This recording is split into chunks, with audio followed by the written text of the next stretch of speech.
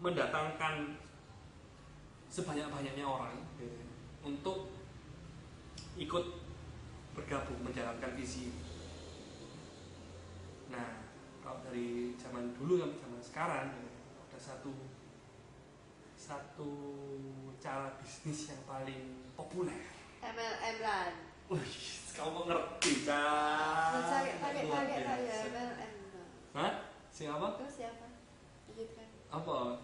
Nah, kenapa kok MLM itu orang terus bisa tertarik? Karena mungkin kok yo ono ASMR MLM. Iya. Kok yo eksis saya sampai sekarang MLM. Kenapa? Padahal orang ya kadang ya ngerti. Freelance. Hah? Freelance. Freelance. Jaringan. Iya. Jaringan. Oh, jaringan. Karena apa? Karena MLM ini melibatkan begitu banyak orang. Gitu ya. Dan ini itu membuat perusahaan. Jadi perusahaan yang paling eksis itu adalah perusahaan yang dia itu bisa melibatkan karyawannya, semua karyawannya gitu ya, untuk dia itu memiliki perusahaan ini. Itu adalah perusahaan yang paling sukses. Oh, karyawan yang punya kayak saham, punya bagian dalam keuntungan. Jadi karyawannya niat kerja karena dia merasa ya. Itu adalah perusahaan yang paling eksis, yang paling kuat gitu ya. Jadi karena apa? Karena karyawan merasa memiliki gitu ya. Jadi dia bekerja setengah mati tanpa disuruh. Gitu. Nah, MLM pun sama. Kamu ada janji gitu ya. Wah, kamu pasti bekerja mati-matian untuk apa? Ya untuk memenuhi itu, karena ketika kamu memenuhi itu, kamu juga memenuhi kehidupan.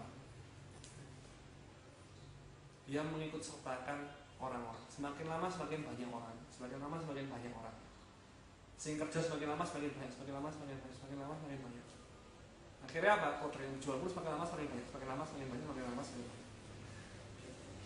Sama dengan ketika kita membangun sebuah visi, visi akan cepat tercapai kalau yang menjalankan itu banyak, gitu ya, banyak orang yang menjalankan.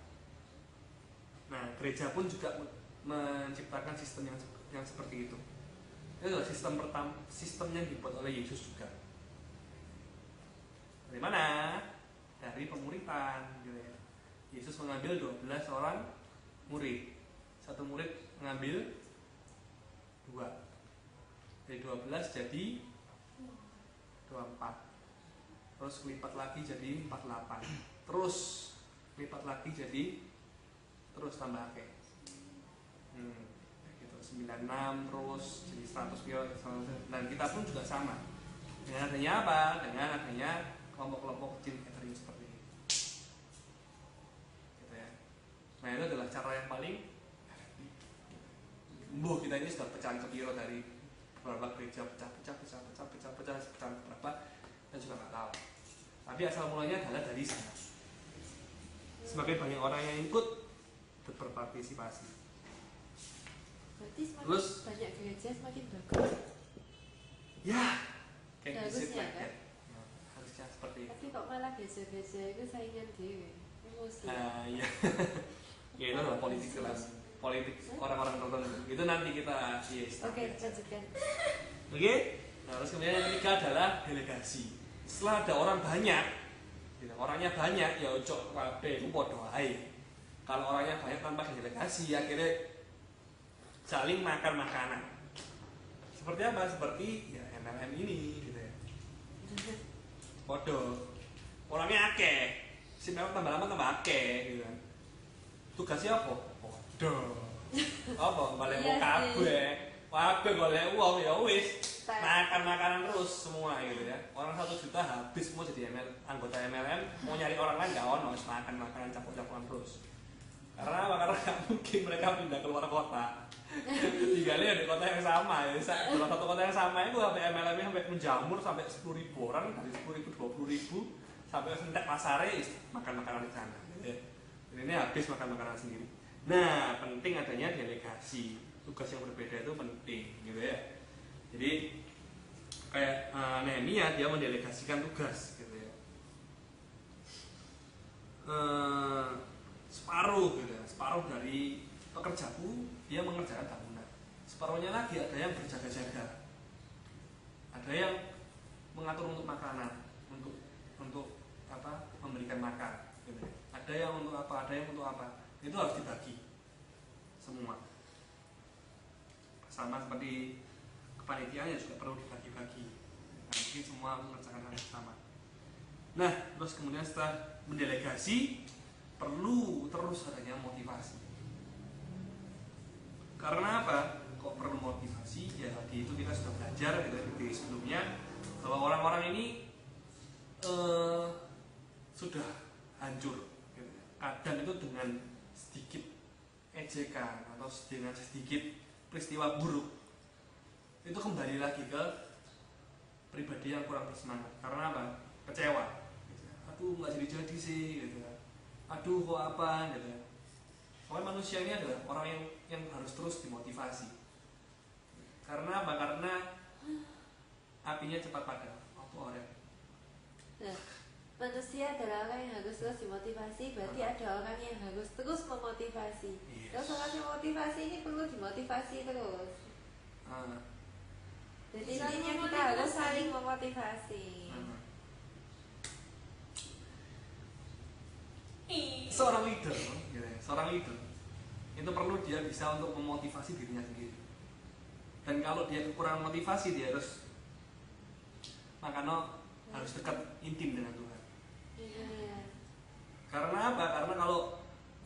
Karena Tuhan itu memberikan dia itu kelegaan tersendiri, sehingga dia itu bisa mampu untuk memotivasi orang lain. Kalau dia sendiri, gitu, penyertaan Tuhan itu nggak ada, dia nggak dekat sampai Tuhan, gitu.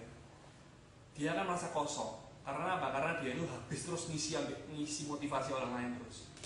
Dia kesel. Karena apa? Karena Tuhan nggak berserta. Jadi penting, makanya kan tadi kan penting untuk membawa Tuhan itu bersama. Ini apa yang kita kerjakan, ini visi yang kita kerjakan. Itu bukan kita membawa Tuhan sih, Tuhan yang membawa kita dalam visi itu ya. Ya seperti itu lah. Jadi perlu untuk memotivasi orang-orang. Nah leader, karena dia adalah leader, maka dia perlu memotivasi. Oke. Nah, terus kemudian ada yang namanya preparation. Karena apa? Karena kadang-kadang itu kita harus mempersiapkan hal yang paling buruk. Kalau misalnya kita melakukan sesuatu, kan hasil itu nggak semua itu pasti baik. Kadang itu hasilnya pasti ada yang jelek, ada yang average, gitu. Tapi kita harus tetap mempersiapkan yang paling buruk. Bagaimana kalau yang paling buruk itu yang terjadi? Nah itu kita sebagai leader itu harus siap. Bagaimana kita harus meng-cover itu semua supaya orang-orang yang bekerja itu nggak sampai down, nggak sampai misalnya mereka itu waduh sia-sia. Nah itu pun yang dilakukan oleh si Nehemia. Dia melakukan persiapan, berbagai macam persiapan gitu ya, sampai dia memikirkan bagaimana kalau misalkan bangsa itu diserang oleh bangsa lain. Nah dia sampai mendelegasikan ada yang menjaga. Setiap orang yang bertugas untuk membangun, dia tangan kanannya memegang palu, gitu, tangan kirinya memegang tombak. Sambil bangun, kalau ada serangan, dia harus angkat senjata untuk berperang. Yang memegang sengakala atau trompet itu ada di ini sebelahku. Jadi kalau aku melihat ada yang datang untuk menyerang, ini memegang trompet, aku memiliki trompet sengakala supaya mereka itu semua bersiap, siap. Kondisi yang paling buruk. Nah, kadang kita dalam perjalanan kita untuk menjalankan visi, kita perlu juga untuk kita mempersiapkan kalau yang terburuk terjadi itu harus seperti apa. Oke. Nah, yang keenam adalah